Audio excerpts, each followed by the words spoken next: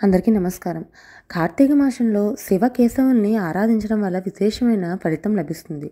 అందులో కూడా విశేషమైన తిథుల్లో ఏకాదశి, ద్వాదశి నాడు విష్ణుమూర్తిని ఆరాధించడం వల్ల సకల పాపాలు తొలగుతాయి. కార్తీక శుక్ల ఏకాదశిని ఉత్తాన ఏకాదశి, బోధన ఏకాదశి, హరిబోధిని ఏకాదశి అంటారు.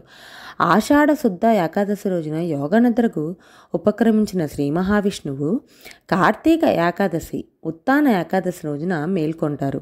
తరువాత రోజునే క్షీరసాగర మదనం జరిగింది.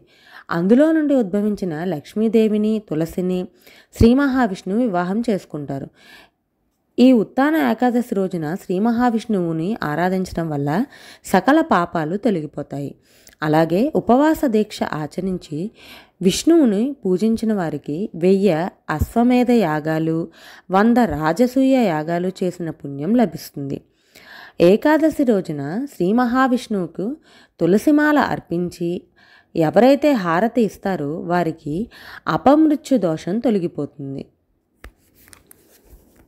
ఈ ఉద్దాన ఏకాదశి రోజున విష్ణుమూర్తిని దర్శించిన, అలాగే పూజించిన ఎంతో విశేషమైన ఫలితాలు లభిస్తాయి.